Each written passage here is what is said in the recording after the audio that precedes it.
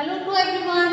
आज हम लोग क्या करेंगे? लेसन नंबर 3 पौधों का भोजन। ठीक है, इसमें आज हम लोग क्या पढ़ेंगे कि प्रकाश संश्लेषण की क्रिया क्या होती है। लास्ट हम लोग वीडियो में हमने पत्तियों के बारे में बताया था। आज हम लोग क्या बताएंगे? प्रकाश संश्लेषण के बारे में।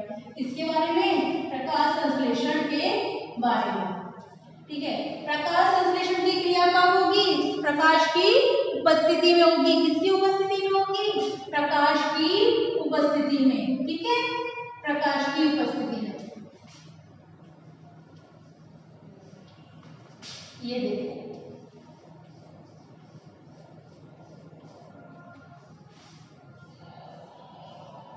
ये क्या है? पत्तियां। ये क्या है? पत्तियां। ये क्या है? फूल। ठीक है, ये जो सूर्य होता है, प्रकाश संश्लेषण किसकी उपस्थिति में होगा? सूर्य से आने वाली जो किरणें होती हैं उनको कौन अवशोषित करता है? हरी पत्तियां। कौन अवशोषित करता है? हरी पत्तियां। इन हरी पत्तियों पर क्या पाए जाते हैं? छोटे छोटे रंध्र पाए जाते हैं। क्या पाए जाते हैं? छोटे छोटे रंध्र पाए जाते हैं। इन रंध्रों को क्या नाम देते हैं? स्टोमेटा। क्या नाम देते हैं? स्टोमेटा। ये क्या करते हैं? गैसों का आदान प्रदान करते हैं। ये इसके अलावा ये वाष्पोत्सर्जन की क्रिया में भी भाग लेते हैं। इनमें हरे रंग का वर्णक पाया जाता है। हरे रंग का वर्णक पाया जाता है जिसका नाम क्या होता है? क्लोरोफिल। ये वर्णक क्या काम करता है? पत्तियों को हरे रंग देने का कार्य करता है। क्या काम करता है?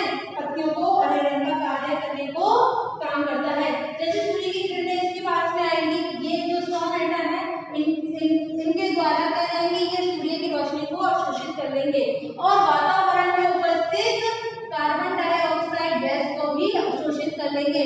और पौधे में जो संवहन हो रहा था खनिज तत्वों और जल का, वो भी अवशोषित करके ये हरी पत्तियां क्या है?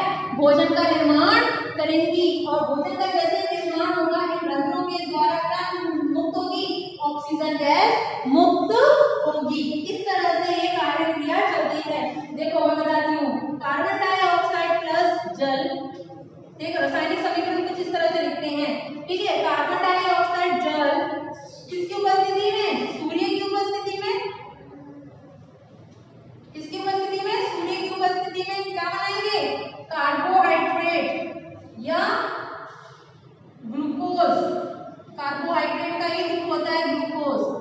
ठीक है, प्लस ऑक्सीजन। ठीक है, ये शर्कराएं होती है सारी। तो इस तरह से ये कार्य करेंगे। आओ उसके लेसन के बारे में पढ़ते हैं हम लोग। ठीक है, देखो आपके ये चैप्टर है, इसमें पढ़ेंगे आज हम लोग। पत्तियों में पाया जाने वाला क्लोरोफिल सूर्य के प्रकाश को सोखता है। रंध्र वायुमंडल में कार्बन डाइऑक्साइड ग्रहण करते हैं और जल को जड़ें भूमि से सोखकर पत्तियों तक पहुंचाती हैं। जैसे मैंने अभी बताया था, कार्बन डाइऑक्साइड प्लस जल किसकी उपस्थिति में? सूर्य के प्रकाश की उपस्थिति में ग्लूकोज और ऑक्सीजन का निर्माण करेंगे। इस क्रिया को हम क्या कहते हैं? प्रकाश संश्लेषण कहा जाता है, क्योंकि सूर्य की प्रकाश की उपस्थिति में पदार्थों का संश्लेषण होता है।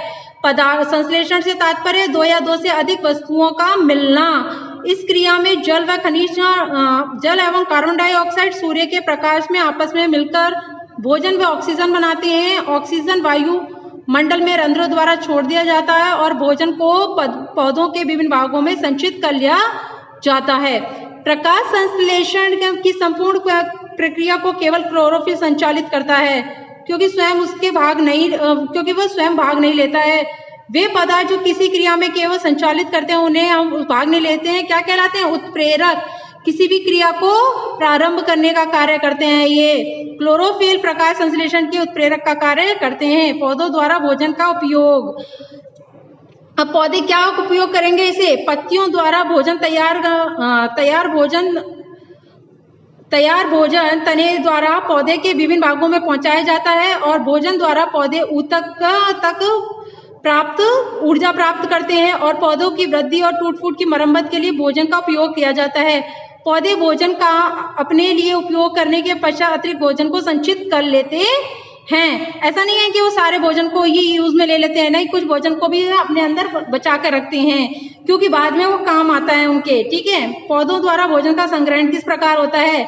पौधों द्वारा तैयार किया गया भोजन अपनी आवश्यकताओं से अधिक होता है और अपने भोजन को के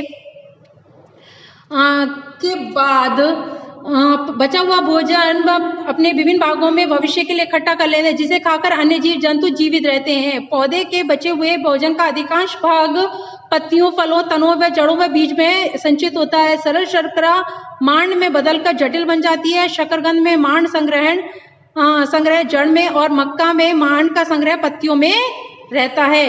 अब हम मांड का परीक्षण कैसे करेंगे? कुछ समय तक धूप में रखी पौधों की हरी पत्तियां लीजिए और मांड बन चुका होगा अब इसमें। ठीक है, अब इसमें 5 मिनट तक पानी में उबालें। उसके बाद इसमें क्या है, अल्कोहल में उबालें।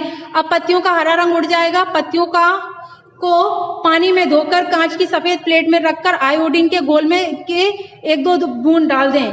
डालने के बाद हम देखते हैं कि पत्ती नीले रंग में हो जाती है। इससे ज्ञात होता है कि पत्ती में क्या है, मांड है। इस तरह से आप लोगों का मांड का परीक्षण हम कर सकते हैं। यहीं पर आपका ये लेसन खत्म होता है। Okay, thank you.